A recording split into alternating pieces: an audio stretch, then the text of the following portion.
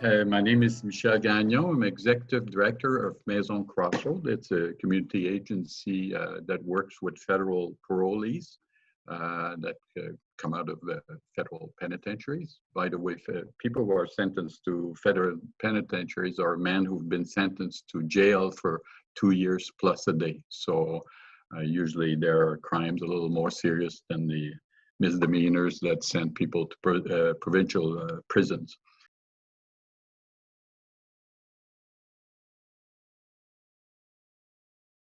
I've been doing this thing been managing this resource for over 30 years. Well, for about 30 years.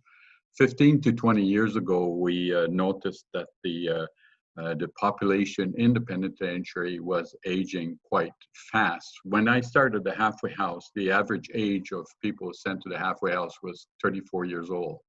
And now it's 49 years old. So you can tell that the population has aged quite a lot. The population inside has aged quite a lot.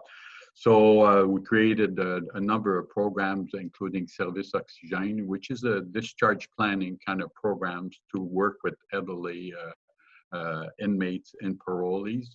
A few years later, we created satellite apartments for elderly parolees. Once in a while in the media that the elderly people would be better off inside than they would be in those long-term care centers.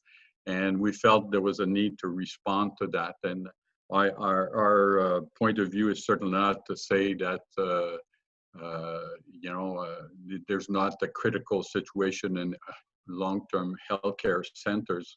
As we saw with the COVID, it's quite tragic what's happening inside there. So we're not trying to say anything that would diminish how seriously there's a lack of adequate services in those long-term care facilities. But there are some serious distinctions to be made between services provided inside and services provided in the community.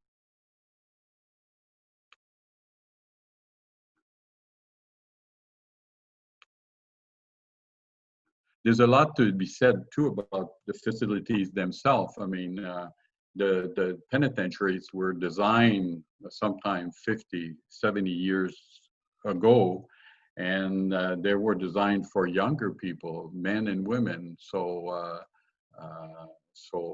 there's no ramps. There's no. Often it's very difficult for people who are older to maneuver around the penitentiaries. It's sometimes very hard to get to the cafeteria. It's very hard to go to the gym to get a bit of exercise, and the environment, aside from the physical environment, which is often it's cold, it's damp, it's all sorts of things that older people will tell you is very, very hard on the body.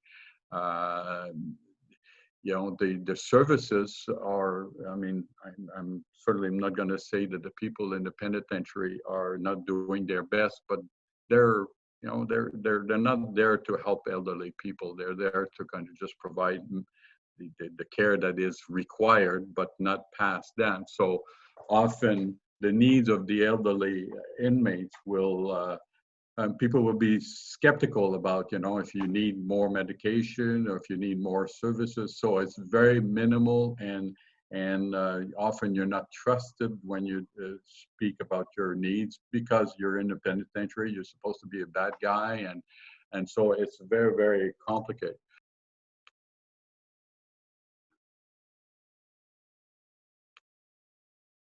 Living in jail is hard on the body and hard on the soul if you want to. So, we will often have a 50-year-old who's got all the problems of a 60 years old.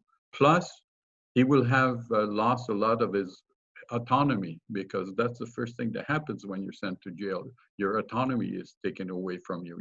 We're going to make all the decision for you. And so often these men and women who come out of penitentiaries have lost some very important part of what we call selfhood, in terms of they really have a difficulty, just taking their place back in community because they've been controlled and lost their autonomy for so long.